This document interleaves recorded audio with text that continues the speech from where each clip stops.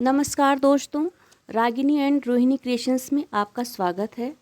आज हम करवा चौथ व्रत की कथा सुनेंगे। पहली कहानी। एक साहूकार था जिसके 7 बेटे और एक बेटी थी। सातों भाई व बहन एक साथ बैठकर भोजन करते थे। एक दिन कार्तिक के कृष्ण पक्ष की चौथ का व्रत आया तो साहूकार की पत्नी, उनकी बहुओं और बेटी ने व्रत रखा था। शाम को जब सभी भाई भोजन करने के लिए बैठे तो उन्होंने अपनी बहन से कहा, आओ बहन, भोजन कर लें।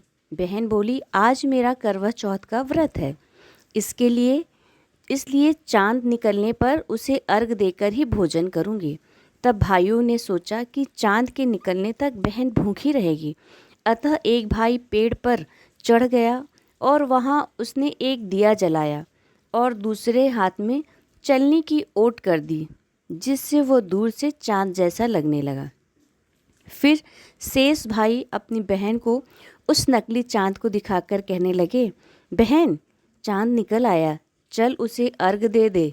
बहन अपने भाभियों से बोली, चांद निकल आया, चलो अर्घ दे दें। भाभियाँ बोली, तुम्हारा चांद निकला होगा, हमारा चांद तो रात को ही उगेगा। तब बहन ने अकेले ही उस नकली चांद को अर्घ दे दिया।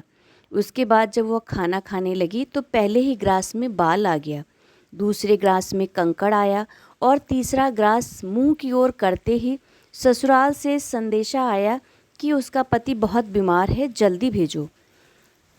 अपनी लड़की को विदा करते समय माँ ने कहा, रास्ते में जो भी मिले उसके पांव लगना और जो कुछ कोई भी सुहागन रहने का आशीर्वाद दे उसे पल्ले में गांठ लगाकर कुछ रुपए दे देना। बहन जब भाइयों से विदा होकर ससुराल को चली तो रास्ते में जो भी मिला वह सबके पांव लगी। सबने उसे यही आशीर्वाद दिया, तुम 7 भाइयों की बहन, तुम्हारे भाई सुखी रहें और तुम उनका सुख देखो। सुहाग का आशीर्वाद किसी ने नहीं दिया। जब वह ससुराल पहुंची तो दरवाजे पर उसकी छोटी ननद खड़ी थी। वह उसके पांव लगी तो उसने कहा, सुहागिन रहो, दूधो नहाओ, पूतो फलो। यह सुनकर उसके पल्ले में गांठ बांध ली और उसने उसे सोने का सिक्का दिया। फिर भीतर गई तो सास ने कहा, तेरा पति धरती पर पड़ा है। तो वह अपने पति के पास जाकर उसकी सेवा करने के लिए बैठ गई। बाद में सास ने दासी के हाथ बची कुची रोटी भेज दी। इस प्रकार से समय बीतते बीतते अगहन का चौथ आया तो वह चौथ माता से बोली, हे माता, आप ही मेरा उद्धार करो, आपको मेरा सुहाग देना पड़ेगा। तब उस चौथ माता ने बताया, पूस की चौथ आएगी, वो मेरी बड़ी बहन है, उससे ही कहना। इतना कहकर चौथ माता चली गई। फिर अगले महीने पूस की चौथ आई और वो भी यही कहकर चली गई। आगे आने वाले चौथ से कहना। इसी प्रकार से माघ, फागुन, चैत, बैसाख, जेठ, आषाढ़, सावन, भादों की चौथ आईं और चली गईं। फिर जब औसाज यानी अश्वनी का चौथ आया तो उसने बताया, कार्तिक की चौथ ही तुम्हारा सुहाग वापस कर सकती है। वो आए तो उनसे विनती करना। फिर वह भी चली गई।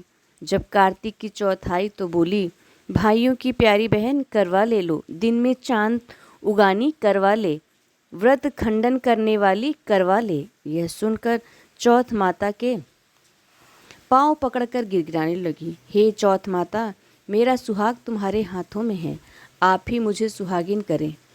तो माता बोली, तुम्हारे व्रत भंग कर देने से भगवान श्री गणेश जी तुमसे अप्रसन्न हो गए और इसी कारण से तुम्हारे पति की यह गति हुई है। अब यदि तुम पुनः पूरे विधि विधान के साथ में व्रत करोगी तो तुम्हारा पति जीवित हो जाएगा। यह सुनकर उसने विधि पूर्वक अपना व्रत किया और चंद्रमा निकलने पर उसे अर्घ दिया। उसके इस व्रत के संपन्न करने से गणेश जी अत्यंत प्रसन्न हुए और उसकी आज्ञा पाकर करवा माता ने अपने टीके में से रोली लेकर उसके आदमी पर छींट दिया तो वह उठकर बैठ गया और बोला, आज मैं बहुत सोया। वह बोली, पूरे 12 महीने सोए हो, आज गणेश जी और करवा माता की कृपा से उठे हो। हे करवा चौथ माता, आपने जिस प्रकार से उसके पति को दीर्घायु प्रदान की, वैसे ही हमारे पति को भी दीर्घायु देना।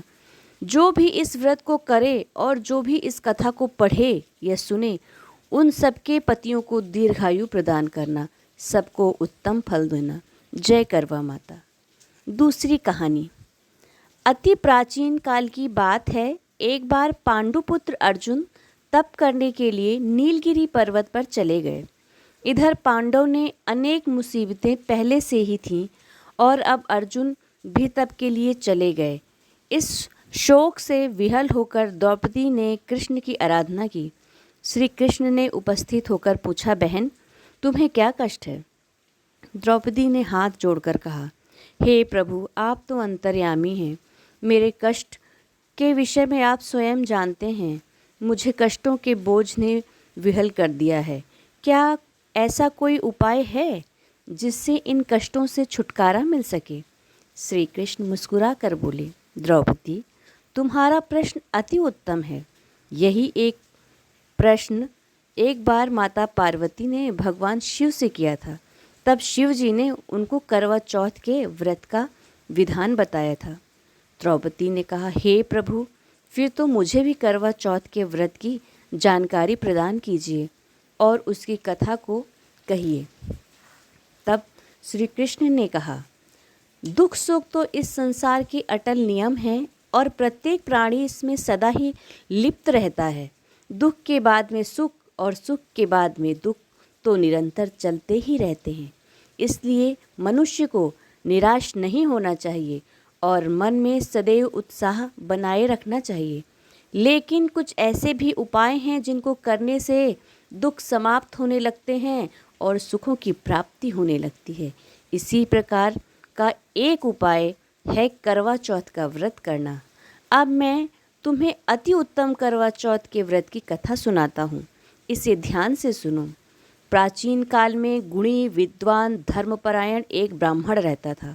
उसके 4 पुत्र तथा एक गुणवती नामक पुत्री थी। पुत्री ने विवाहित होकर चतुर्थी का व्रत किया, किंतु चंद्रोदय से पूर्व ही उसे क्षुधा ने व्याकुल कर दिया। इससे उसके स्नेही दयालु भाइयों ने छल से पीपल की आड़ में कृत्रिम चंद्रमा बनाकर दिखा दिया। लड़की ने उसी को असली चंद्रमा समझकर उसे अर्घ दे दिया और फिर भोजन कर लिया। उस लड़की के भोजन करते ही उसके पति की हृदय गति बंद हो गई। इससे दुखी होकर उसने अन्न जल त्याग दिया। उसी रात्रि में इंद्राणी भू विचरण करने आई। ब्राह्मण पुत्री ने उनको अपने दुख का कारण बताया।